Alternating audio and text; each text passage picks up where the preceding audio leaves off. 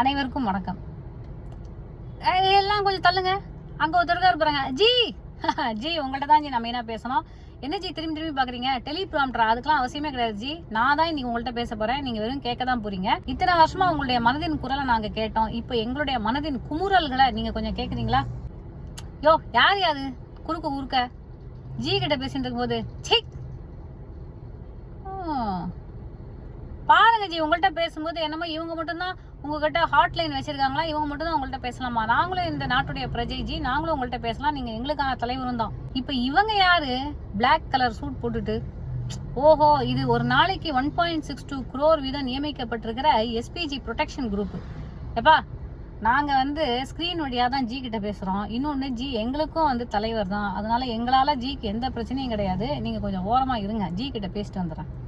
G இன்னைக்கு உங்கள்கிட்ட ஒரு சில கேள்விகள் நான் கேட்க போறேன். ஒரு சில விஷயங்களை நான் ஷேர் பண்ணிக்க போறேன். ஜி இன்னைக்கு நீங்க வளர்த்து விட்டு இருக்கிற ஆட்கள், இந்த சங்கீஸ் அப்படின்னு சொல்றாங்க பாத்தீங்களா, அவங்க எல்லாருமே சனாதன தர்மத்தை நாங்க மட்டும்தான் பாதுகாக்கிறோம், நாங்க தான் இந்த கலாச்சாரத்துடைய காவலர்கள் அப்படிங்கிற மாதிரி உள்ள வந்திருக்காங்க. மதவாதம் அப்படிங்கறத நீங்க கையில எடுத்திருக்கீங்க ஜி. ஆனா உங்கள்ட்ட நான் ஒரே ஒரு கேள்வி கேட்கிறேன். சனாதன தர்மம் அப்படின்னாலே இங்கிலீஷ்ல it is a eternal truth அப்படின்னு அர்த்தம். எட்டர்னல் அப்படிங்கிறதுக்கு மீனிங் என்னன்னா, இதுக்கு ஆரம்பமும் கிடையாது, முடிவும் கிடையாது. இப்படி ஆரம்பமும் இல்ல முடிவும் இல்லாத ஒரு விஷயத்துக்கு, அதாவது ஆதியும் அந்தமும் இல்லாத ஒரு விஷயம், இத உங்களுக்கு சிவனை பத்தி அப்படி சொல்லுவாங்க, பெருமாளை பத்தியும் அப்படி சொல்லுவாங்க. இந்த மாதிரி இருக்கக்கூடிய ஒரு விஷயத்துக்கு நீங்க எதுக்கு ஜி ப்ரொடெக்ஷன் கொடுக்கணும்? நீங்க எதுக்கு அதை காப்பாற்றணும்? சனாதன தர்மத்தை காப்பாத்துறதுக்காக உங்களை நாங்க பதவியில ஏத்தி வச்சிருக்கோம். அது மட்டும் இல்லாம இப்ப நீங்க சொல்றீங்க கடவுள் மறுப்பு இந்த மாதிரியான விஷயங்களுக்கு எதிரால நாங்க பேச போறோம், இந்துயிசம் ஒரு பெரிய டேஞ்சர்ல இருக்கு, பெரிய த்ரெட்ல இருக்கு அப்படின்னு சொல்றீங்க. அதே மாதிரி நீங்க என்னமோ திராவிட கட்சிகள்லாம் சேர்ந்து இந்துயிசமே ஒழிக்கிறதுக்கு ட்ரை பண்ணிட்டு இருக்காங்க அப்படிங்கிற மாதிரி சொல்றீங்க. ஆனா எப்படி ஜி தமிழ்நாட்டுல மட்டும் ஹையஸ்ட் நம்பர் ஆஃப் டெம்பிள்ஸ் இருக்கு? இங்கதான் HRNC பிரமாதமா வேலை செஞ்சுட்டு இருக்கு. எத்தனையோ டெம்பிள்ஸை ரெஸ்டோர் பண்ணிருக்காங்க. எங்களுடைய மக்கள் ஒரு பக்கம் பகுத்தறிவும் பேசுவாங்க, இன்னொரு பக்கம் எங்க ஊர்ல இன்னும் கூட குலதெய்வ கோயில் பூஜை, கடா வெட்டு இதெல்லாம் சிறப்பா நடந்துட்டு தான் இருக்கு. அதனால இந்துயிசமை நீங்க காப்பாத்த போறீங்களா? எங்க கிராமங்கள்ல ஒரு மரத்தடியில ஒரு சின்ன கல்லை நட்டு வச்சு அதுக்கு மாலையை போட்டு அதுக்கு விபூதி குங்குமத்தை அடிச்சு விட்டு அதை கூட கடவுள்னு எங்க பெண்கள் கும்பிடுவாங்க. இதுதான் ஜி இறை நம்பிக்கை. அத எங்களுடைய தமிழ் பூமியில இருந்து நீங்க இல்ல யாரு வந்தாலும் எடுக்கவும் முடியாது. அதை காப்பாத்துறதுக்கு நீங்க அவசியம் இல்லை ஜி. அதனால நார்த்ல நீங்க எப்படி நாங்க கோவில் கட்டுறோம், கும்பாபிஷேகம் பண்றோம், குடமுழுக்கு பண்றோம், இந்த மாதிரிலாம் எல்லாரையும் சொல்லி இதை வச்சு நீங்க பதவிக்கு வந்தீங்களோ, அதை வச்சு நீங்க சவுத்துல பதவிக்கு வரதுக்கு வாய்ப்பே கிடையாது. வேற ஏதாவது ட்ரை பண்ணுங்க ஜி. அதுக்கப்புறம் முக்கியமான விஷயம், நீங்க என்னமோ டெவலப்மெண்ட் நாங்க பண்ணிட்டோம் அப்படின்னு சொல்றீங்களே. உத்தரப்பிரதேஷ்ல நீங்க டெவலப்மெண்ட் என்ன பண்ணீங்க? Uttar Pradesh is poorer then sub Saharan Africa அப்படின்னு ஒரு நிபுணர் ஒருத்தர் பேசியிருக்காரு. நீங்க இவ்வளோ டெவலப்மெண்ட் நார்த்ல, அதாவது குறிப்பா குஜராத்துக்கும் உத்தரப்பிரதேஷுக்கும் பண்ணிருக்கீங்க அப்படின்னா, தமிழ்நாடு எப்படி ஜி எல்லா வகையான டெவலப்மெண்டல் இண்டிகேட்டர்ஸ்லயும் ஹையஸ்ட்ல இருக்கு? அப்புறம் நீங்க கேக்குறீங்க 65 வருஷம் காங்கிரஸ் ரூல்ல என்ன நடந்தது டெவலப்மெண்ட் அப்படின்னு. ஆனா 2014க்கு முன்னாடி நம்மளுடைய ஆவரேஜ் ஜிடிபி growth 6.8%.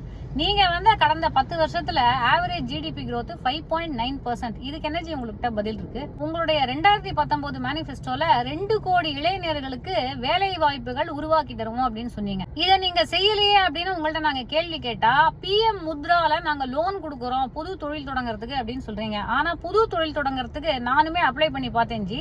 50,000 கொடுக்குறீங்க. 50,000 வச்சுட்டு இன்னைக்கு என்ன தொழில் தொடங்க முடியும் அப்படின்னு நீங்களே கொஞ்சம் சொல்லுங்க ஜி. நீங்க ஒரு காலத்துல பெருமையா பேசிக்கிட்ட ஒரு டீ கடையை கூட இன்னைக்கு அந்த 50,000 வைக்க முடியாது ஜி. அப்புறம் இன்னைக்கு இன்ஃபிளேஷன் அப்படிங்கிறது எந்த லெவலுக்கு போயிடுச்சு அப்படின்னா, மிடில் கிளாஸ் கிட்ட சுத்தமா சேவிங்ஸ் அப்படிங்கிறது இல்லாம போயிடுச்சு. சேவிங்ஸ்க்கான வழியே இல்லாம போயிடுச்சு. எவ்வளோ ஏழையா இருந்தாலும் எங்க குடும்பங்கள்ல ஒரு குண்டுமணி தங்கமாவது வாங்கி வைப்பாங்க. அதை அவங்க போட்டு அந்த பெண்கள் அழகுபடுத்திக்கணும் அப்படிங்கறதுக்காக இல்ல, ஒரு ஆத்திர அவசரத்துக்கு குழந்தைங்களுக்கு ஃபீஸ் கட்டணும், இல்லைன்னா கல்யாணம் பண்ணணும், இந்த மாதிரி சிச்சுவேஷன்ல அந்த தங்கத்தை பீரோல இருந்து எடுத்து அதை கொண்டு போய் அடகு வச்சு அதுல வர காசுல அந்த பிரச்சனையை தீர்த்து அதுக்கப்புறம் அதை கொண்டு போய் மீட்டுவாங்க. குண்டுமணி தங்கத்தை கூட வாங்க முடியாத லெவலுக்கு நீங்க இம்போர்ட் டியூட்டிய 15% இன்க்ரீஸ் பண்ணி வச்சிருக்கீங்க. அப்ப மிடில் கிளாஸா இருக்கிற யாருக்கும் தங்கமே வாங்க முடியாதா? இந்த தங்கத்தெல்லாம் அதானி வீட்டு கல்யாணத்துல மட்டும்தான் நாங்க பார்க்க முடியும்.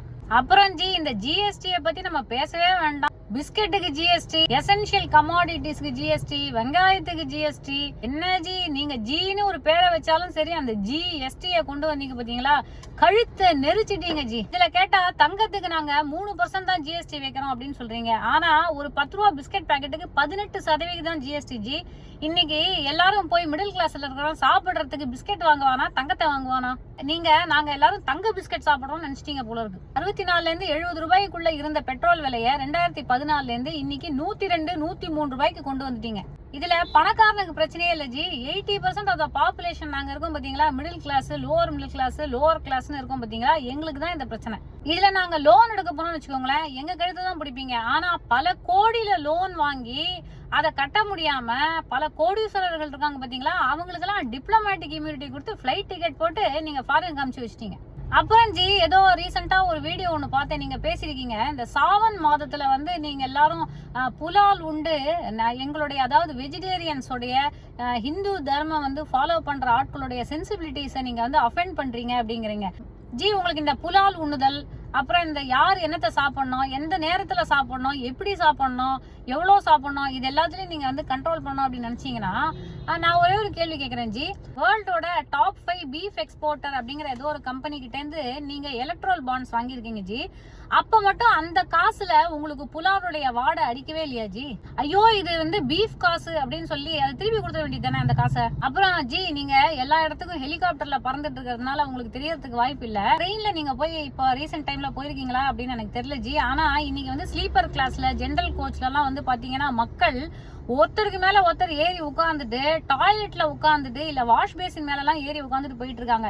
நீங்க இந்த வந்தே பாரத் அப்படின்னு சொல்லி நிறைய ட்ரெயினை இனாகரேட் பண்ணி நீங்களே போய் எல்லாத்துக்கும் வந்து ரிப்பன் வெட்டி திறந்து வச்சீங்களே. சாதாரண ட்ரெயின்ஸ் உடைய கோச்சஸை நீங்க இன்க்ரீஸ் பண்ணிருக்கலாமே, இல்ல நம்பர் ஆஃப் ட்ரெயின்ஸை நீங்க இன்க்ரீஸ் பண்ணிருக்கலாமே. அதை விட்டுட்டு எதுக்கு நீங்க இத்தனை வந்தே பாரத்தை மட்டுமே ஓபன் பண்ணிட்டே இருக்கீங்க?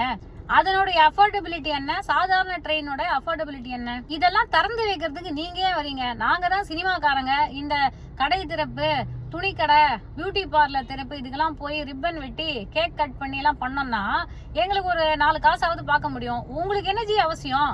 இத வேற யாராவது பண்ணிட்டு போறாங்க, அந்தந்த ஆபீசர்ஸ் பண்ணிட்டு போறாங்க. இதுக்கு எதுக்கு ஜி எல்லாத்துக்கும் நீங்க வந்துட்டே இருக்கீங்க? 2023ல நீங்க தமிழ்நாட்டுக்கு எத்தனை தடவை தெரியுமா வந்தீங்க? ஒரே ஒரு தடவை ஜி. அதுவுமே இந்த நியூ ஏர்போர்ட் டெர்மினல் ஏதோ ஒன்று ஓபன் பண்றதுக்கு ஏப்ரல் மாசம் வந்தீங்க. மிக்ஜாம் புயலுக்கு ஏதோ மொத்தமா பொதுவா தெலுங்கானா இங்க இருக்கிறது, அவங்க இவங்க தமிழ்நாடு எல்லாத்துக்கும் சேர்த்து நான் வந்து வருத்தம் தெரிவிக்கிறேன், பிரார்த்திக்கிறேன் அப்படின்னு ஒரு ட்வீட்டை போட்டு அதோட நிறுத்திட்டீங்க. ஏரியல் விசிட் வாங்கன்னு நிறைய பேர் கேட்டாங்க, அதுக்கு கூட நீங்க வந்து செவி சாய்க்கவே இல்லை. ஆமா, மணிப்பூருக்கே போகாது நீங்க, எங்க தமிழ்நாட்டுக்கு வந்துட்டு போறீங்க. ஆனா இப்ப பாருங்களேன், ஜனவரி மாசத்துல இருந்து எலெக்ஷனுக்காக 8 தடவை வந்துட்டு போயிட்டீங்க. ஆனா ஒண்ணு ஜி, நீங்க 8000 தடவை வந்தாலும் தமிழ்நாட்டை நீங்க எட்டி பிடிக்கவே முடியாது. அப்புறம் ஜி, நீங்க தலைவரா நாட்டுக்கு ஒரு மைக்க பிடிச்சு மன் கி பாத் அப்படின்னு பேசினா மட்டும் போறாது.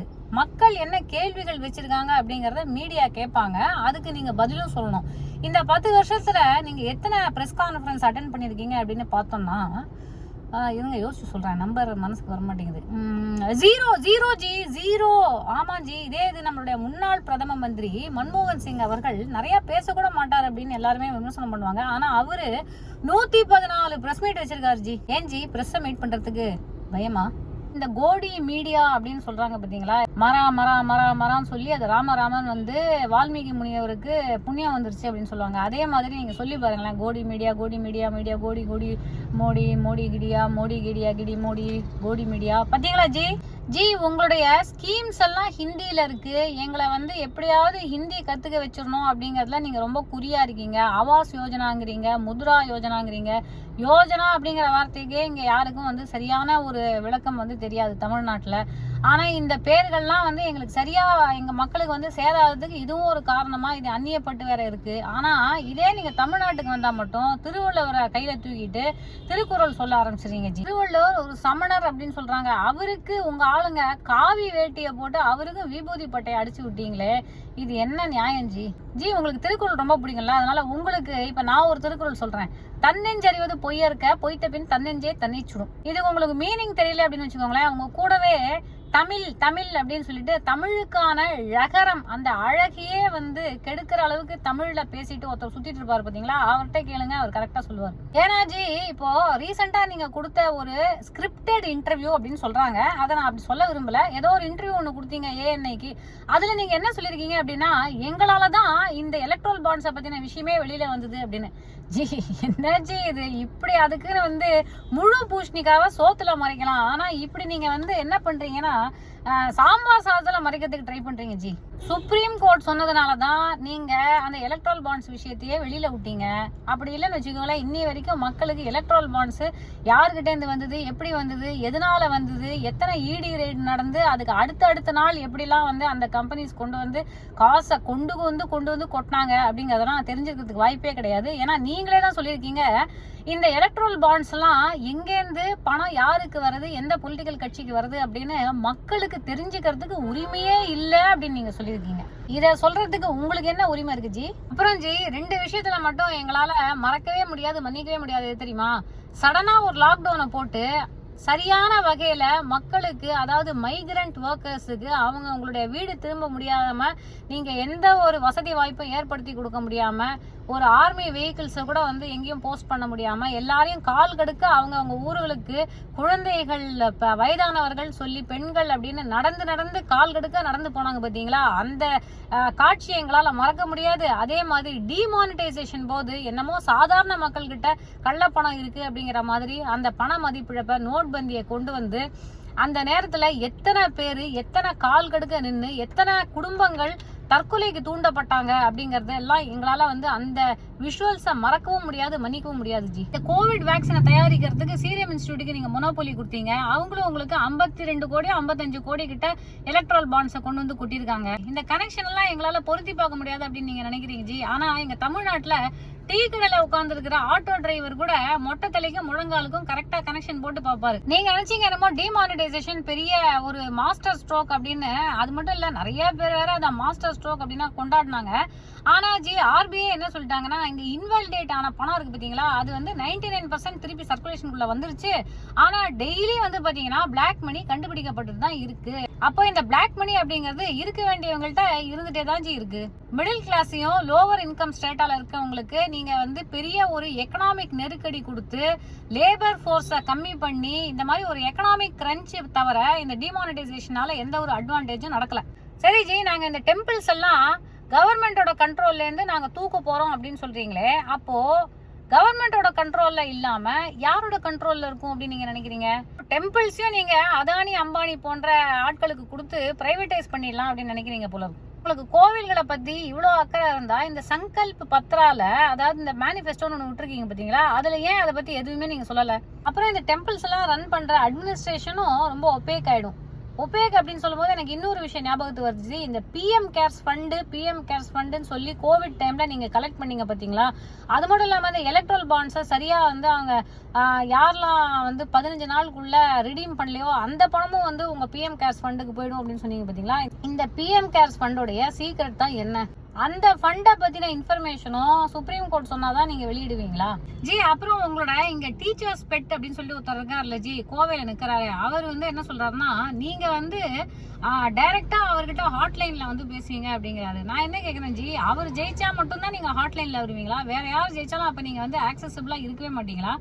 அப்போ உங்க கட்சி ஆளு ஜெயிச்சா மட்டும்தான், அவருக்கு மட்டும்தான் வந்து இந்த நாட்டுடைய தலைவர் அப்படிங்கிற வகையில நீங்க வந்து ஒரு ஹாட்லைன்ல வருவீங்களா? ஏன் இந்த மாதிரி பார்ஷியாலிட்டி பாக்குறீங்க? அப்புறம் நீங்க ஏதோ லாண்டரி கடை நடத்துறதா கேள்விப்பட்டேன். ஒரு பெரிய ஜெயண்ட் வாஷிங் மிஷின் வச்சிருக்கீங்களா? 25 பொலிட்டீஷியன்ஸ்க்கு மேல ஸ்கேம்ல மாட்டி உங்ககிட்ட வந்து சரணடைஞ்சதுக்கு அப்புறம் அந்த வாஷிங் மிஷினுக்குள்ள போய் வெளியில வந்து கிளீனா இன்னைக்கு வந்து பிஜேபி அபிஷியல்ஸா இருந்துட்டு இருக்காங்க அப்படின்னு கேள்விப்பட்டேன். இதெல்லாம் உண்மையா ஜி? சரி ஜி, நீங்க வந்து ஏதோ ஸ்வச் பாரத் அப்படிலாம் கொண்டு வந்தீங்களே, அப்படின்னாக்க நீங்க நாட்டை வந்து ரொம்ப கிளீன் ஆக்குவீங்க அப்படின்னு பார்த்தாக்க என்வாயரன்மெண்டல் ப்ரொடெக்ஷன் இண்டெக்ஸ், அதாவது வந்து சுற்றுச்சூழல் பாதுகாப்பு இண்டெக்ஸ்ல நம்ம நாடு வந்து ஆப்கானிஸ்தானுக்குலாம் அடியில 180வது இடம், அதாவது கடைசி இடத்துல இருக்கு. இதுதான் நீங்க சுற்றுச்சூழலை பாதுகாக்கிற லட்சணமா ஜி? அது மட்டும் இல்லாம யூபிஏ கவர்மெண்ட் இருந்ததை விடவும் 36% அதிகமா ஃபாரஸ்ட டிஸ்ட்ராய் பண்ணிருக்கு இந்த என்டிஏ கவர்மெண்ட் அப்படின்னு சொல்றாங்க ஜி. இந்த காடுகள் எல்லாம் அழிச்சு யாருக்கு ஜி கொடுக்குறீங்க? என்னமோ ஜி உங்கள்ட்ட கேட்க வேண்டிய விஷயங்கள் பல விஷயங்கள் இருக்கு. ஆனா எனக்கு என்னமோ இன்னைக்கு இவ்வளவுதான் தோணுச்சு. இதனால எம்எல்ஏ இடி ரைடு ஐடி ரைடு எதுவும் பாய விட்டுறாதீங்க. விட்டாலும் ஒன்னும் பிரச்சனை ஜி. ஏன்னா குற்றமுள்ள நெஞ்சுதான் குறுகுறுக்கணும். இதுவும் உங்களுக்கு தெரிஞ்சிருக்கும் அப்படின்னு நினைக்கிறேன். ஏன்னா நீங்க தான் தமிழ் புலவராச்சே. சரி ஜி, எலெக்ஷனுக்கு வாழ்த்துக்கள். ஆனா அதுல ஒரு விஷயம் சொல்லிக்கிறேன். இந்த தடவை ஏதோ அப்கி பார் சாக்கோ பார் அப்படின்னு சொல்லிட்டு நீங்க ஏதோ 400க்கும் மேற்பட்ட சீட்டு வின் பண்ண போறதா நீங்களே சொல்லிட்டு இருக்கீங்க. கரெக்ட். ஆனா பல கருத்து கணிப்புகள் என்ன சொல்றாங்க அப்படின்னா நீங்க வந்து 190 தாண்டதே ரொம்ப கஷ்டம் அப்படின்னு சொல்லிட்டு இருக்காங்க. ஏன்னா மக்கள் மாற்றத்துக்கு தயாராயிட்டாங்க. அது மட்டும் இல்லாம ஜி, மக்களுக்கு உங்களை பத்தி புரிய வந்துருச்சு. மனுஷங்க எல்லாருமே ரொம்ப குழந்தை மாதிரி ஜி. ஏன்னா எல்லாருக்குள்ளயும் வந்து ஒரு மனசுதான் இருக்கு. நம்ம எல்லாருமே அடிப்படையில வந்து குழந்தைகள் தான். நமக்கு வந்து எது நல்லது அப்படின்னு நமக்கு கரெக்டா தெரிஞ்சிடும். 5 அறிவு இருக்கக்கூடிய ஒரு விலங்குக்கு கூட அதுக்கு முன்னாடி ஏதாவது கெட்டு போன சாப்பாடை வச்சோம்னு வச்சுக்கோங்களேன், அதை அவங்க தொடவே மாட்டாங்க. ஏன்னா அவங்களுக்கு 100% தெரியும் அது வந்து கெட்டு போனது அப்படின்னு. அதனால எந்த விஷயத்த பகுத்து அறிஞ்சு எதை எடுத்துக்கணும் எதை வந்து ரிஜெக்ட் பண்ணணும் அப்படின்னு மக்களுக்கு வந்து நல்லாவே தெரிஞ்சு. அதனால good luck to you. Hats off for 10 years. we will see you in your retirement age. நீங்க வந்து சீரும் சிறப்புமா ரிட்டையர்மெண்ட்ல சிறப்பா இருக்கணும் அப்படின்னு நான் வந்து பிரார்த்திச்சுக்கிறேன் ji. All the best. By.